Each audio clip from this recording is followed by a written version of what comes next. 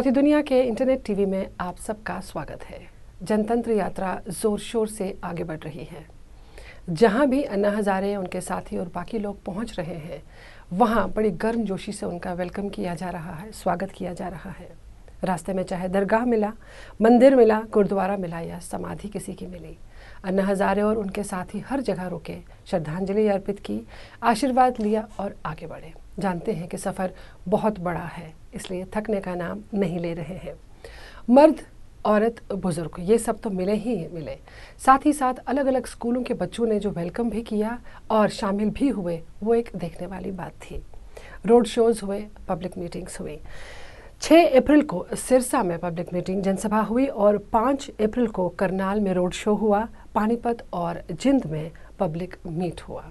जी हाँ, देखते हैं क्या हुआ इस रोड शो में। कुछ झलकियाँ आपके सामने रखते हैं।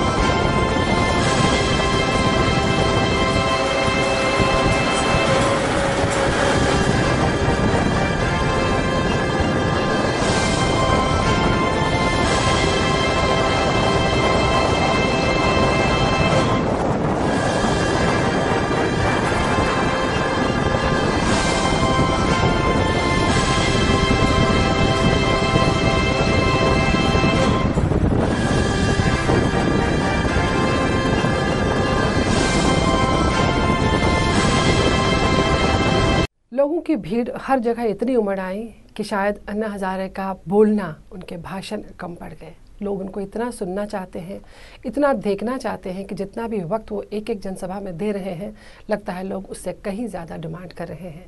लेकिन सबके साथ न्याय करना है, कहीं पे रुकना है, कहीं पे मिलना है, कहीं पे हर्षोल्लास है, कहीं पे ढोल बज रहे हैं, कहीं पे लोग वेलकम कर रहे हैं, फूल मालाएं चढ़ा रहे हैं।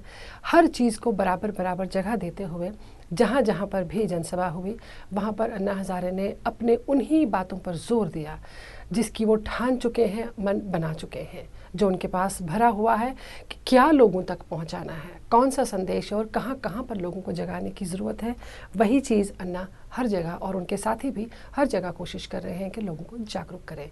आइए सुनते हैं अन्ना हज़ारे को, जनरल वीके सिंह को, सूफी जिलानी को। महत्वपूर्ण है कि जमीन के बारे में आज देखो विदेशी कंपनियां यहाँ आ रही है, हमारी अर्थनीति नहीं बदलेगी। और महात्मा गांधी कहते थे देश की अर्थनीति बदलना है तो गांधी ने जो आंदोलन 2005 अप्रैल से जो आंदोलन शुरू हुआ, 16 अगस्त 2011 रामलीला मैदान, इसलिए हमारा आपका फर्ज बनता है कि ये मुहिम जो अन्ना हज़ारे जी चला रहे हैं जनता तक मोर्चा के तहत,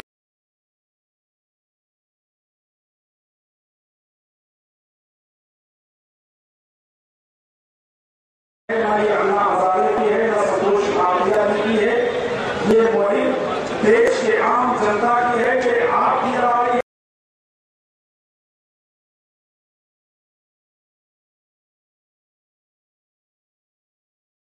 इसी समय मैं पूरे नगरवासियों को भी एक अपील करूंगा कि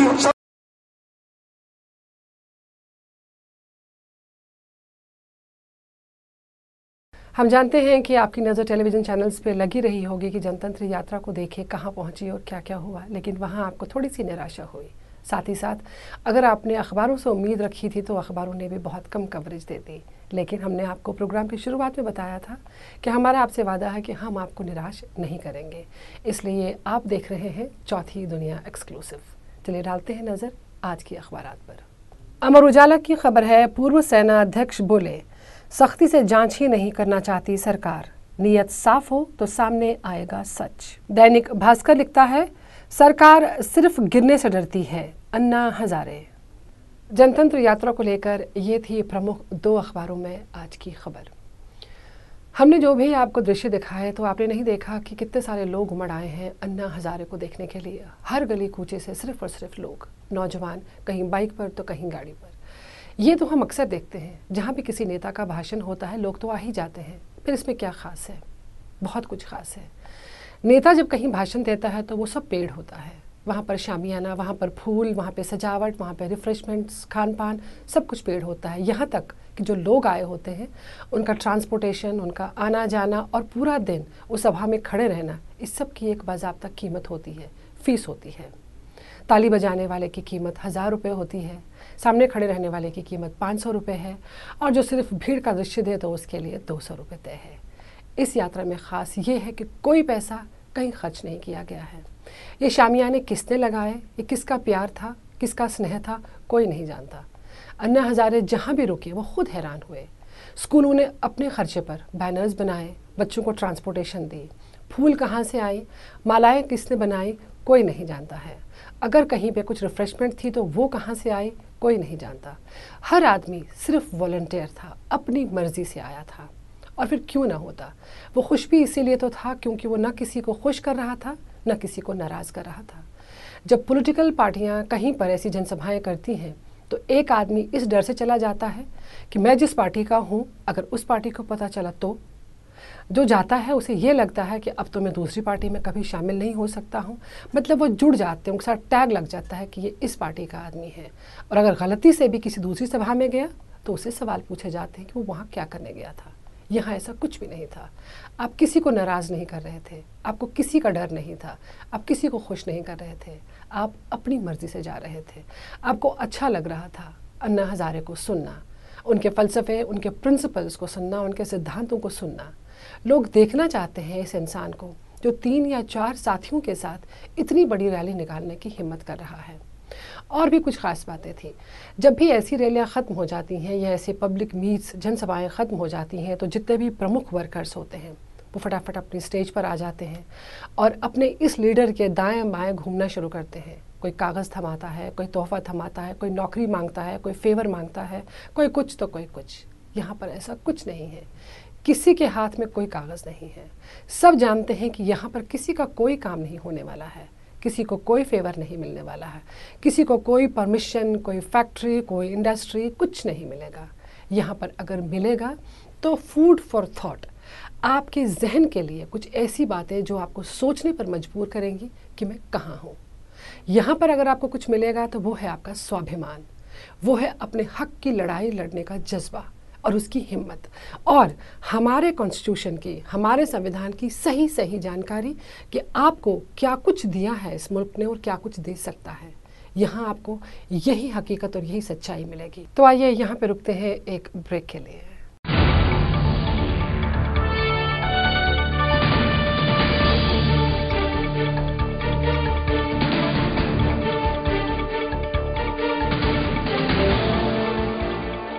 ब्रेक के बाद आपका स्वागत है। एक बार फिर पहुंचे हम अपने 25 सूत्रीय कार्यक्रम पे, जिसका चौथा पॉइंट फिर एक बार बता दें आपको बहुत ही अहम है। हमने बात तो की कि किस तरह से गांव को इंडिपेंडेंट और एम्पावर करने की बात हो रही है, यानी एक ऐसी इकाई जो अपने फैसले खुद ले सके। ये फैसला लेने से गांव की अलग अलग दिशा में तरक्की हो सकती है। आपका स्वास्थ्य, शिक्षा, इंफ्रास्ट्रक्चर, इसके तमाम फैसले आप गांव में बैठकर ग्राम सभा को स्ट्रेंथन करके और मजबूत करके ये सारे फैसले आप वहाँ बैठ के ले सकते हैं। और गांव की ये ग्राम सभा जब मजबूत होगी, फैसले ले पाएगी, तो अगर ये फैसले इम्प्लीमेंट नहीं होते हैं तो डिस्ट्रिक्ट एडमिनिस्ट्रेशन बाज़ाब्ता उसके लिए जवाबदेह होगी। इस तरह का तालमेल बिठाया जाएगा गाँव और ज़िले में, ताकि आपस में लोग इस तरह से मिल जाएं, इस तरह से जॉब्स करें, इस तरह से एवेन्यूज़ निकल आएँ कि बेरोज़गारी ख़त्म हो जाए। ऐसा नहीं होगा कि ये डिस्ट्रिक्ट का है तो ये जॉब इसी के लिए है और गांव वाले कहा कि इस पर नहीं है। बिल्कुल नहीं। एक ऐसा नेटवर्क होगा कि एक ज़िले में जितने गांव आते हैं सभी लोग सेल्फ सफिशिएंट हो जाएं, मैक्सिमम से मैक्सिमम लोग एम्प्लॉयमेंट पा सकें। और भी कुछ बातें हैं, क्योंकि हमारे गाँव में एग्रीकल्चर बहुत ज़्यादा किया जाता है, माना जाता है कि बैकबोन है हमारे गाँव की। इसको और ज़्यादा एडवांस्ड और ज़्यादा साइंटिफिक कैसे बनाया जाए, चाहे आपकी इरिगेशन हो, उसमें साइंटिफिक तरीके कैसे अपनाए जाएं, फसल को उगाना, फसल को काटना, इसको बेहतर से बेहतर कैसे बनाया जाए। फसल काटने के बाद आपके गांव में मार्केटिंग यूनिट्स क्रिएट करना, ताकि एक किसान को बेहतर से बेहतर दाम मिले उसके प्रोडक्ट के, उसको कम ट्रैवल करना पड़े, उसकी वेस्टेज कम हो। ये भी आपके गांव में ही ये यूनिट्स लगा दिए जाएंगे, मार्केटिंग यूनिट्स लगा दिए जाएंगे। और मार्केटिंग होने से ये आपको फ़ायदा मिलेगा कि आपका प्रोडक्ट जो है वो बेहतर से बेहतर होगा, क्योंकि आप क्वालिटी इंक्रीज़ करेंगे बेहतर दाम पाने के लिए। और इंडस्ट्री की तरह किस तरह से एग्रीकल्चर को अपग्रेड किया जाए, ताकि उसी के अंदर आपको सारे एवेन्यूज़ मिल जाए। हमारे नौजवान जो पढ़े लिखे हैं, जो इस तरह की क्वालिफ़िकेशन हासिल करके बेहतर तरीके से अपने एग्रीकल्चरल रेवेन्यूज़ को आगे बढ़ा सकते हैं। साथ ही साथ अन्न भंडार, ये एक ऐसी पॉलिसी है अन्ना हज़ारे की जो उन्होंने कई डिकेड्स पहले, कई साल पहले अपने गांव से शुरू की थी। इसके 2 फ़ायदे हैं, एक तो आपका अन्न ज़ाया नहीं होता है, दूसरा पूरे साल के लिए एक चीज़ का विश्वास हो जाता है कि अब कोई भूखा नहीं रहेगा। तो ये सारे छोटे छोटे इनिशिएटिव्स जो आप खुद भी ले सकते हैं, और जहाँ पर आपको सरकार के समर्थन की ज़रूरत है वहाँ पर आपके लिए रास्ते को छोटा करके आप ही को इस तरह के पावर्स दिए जाते हैं कि आप विलेज में ये सारी चीज़ें खुद कर सकें, सरकार की रजामंदी से कर सकें। बल्कि इमीडिएटली जो एडमिनिस्ट्रेशन आपकी ज़िले में बैठती है, अगर वो आपकी बात को नहीं मानते, उनकी जवाबदेही बनेगी। यानी सक्षम कर दिया जाएगा आपको बाहर जाने की ज़रूरत नहीं पड़ेगी। अपनी गांव के बेहतरी के लिए आपको जो सही लगता है वो फैसला देने का आपको हक दिया जाएगा। साथ ही साथ इस तरह से गांव कितनी तरक्की करेंगे, कितना कॉम्पिटिटिव सेंस बढ़ेगा और कितनी क्वालिटी ऑफ लाइफ इम्प्रूव हो जाएगी, ये तो हम इस पॉइंट को जब तफसील में डिटेल में पढ़ते हैं तो हमें अंदाज़ा हो जाता है। तो प्रोग्राम के आखिर में वक्त है फीडबैक का। आपका फीडबैक, आपकी हिस्सेदारी। प्रोग्राम आप देखते हैं, लेकिन इसके बावजूद अन्ना हज़ारे को आप कितना जानते हैं, क्या सोचते हैं आप उनके बारे में? आपने उन्हें सुना तो आपको कैसा लगा? और क्या चाहते हैं आप कि उनके मुंह से आप अपने लिए सुने, एक आम हिंदुस्तानी के लिए सुने? क्या कुछ रह तो नहीं गया?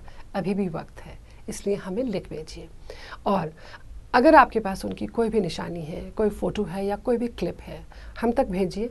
हम चाहेंगे कि इस प्रोग्राम के ज़रिए तमाम हिंदुस्तान उसको देख सके, क्योंकि ये प्रोग्राम हमने बनाया है आम हिंदुस्तानी के लिए, जो अन्ना हज़ारे को घर बैठकर ज़्यादा से ज़्यादा जानना चाहता है। और ये प्रोग्राम ज़रिया है उनको जानने का, उनके मिशन से जुड़ जाने का। प्रोग्राम के बाद आपको हमारा ईमेल आईडी मिलेगा, उस पर आप हमें कुछ भी मेल कर सकते हैं। फ़ोटो हो, लेख हो, कुछ भी हो, आपका कोई भी इरादा हो, आपकी कोई भी सुझाव हो, वो हम तक ज़रूर भेजिएगा। और आप जाने से पहले कोट ऑफ द डे, यानी अब तक के अन्ना हज़ारे के जितने भी भाषण हमने सुने, उनके साथियों के जितने भी हमने भाषण सुने, उसमें सुनहरे शब्द क्या रहे। आज का जो हमने कोट ऑफ द डे चुना है वो है, जो झुकता है, जिसमें नरमी है, वही फ़ायदा पाता है। आखिर झुकना जो है वो ज़िंदा इंसान की निशानी है, अकड़ तो मुर्दा होने की निशानी है। देखते रहिए चौथी दुनिया का इंटरनेट टीवी।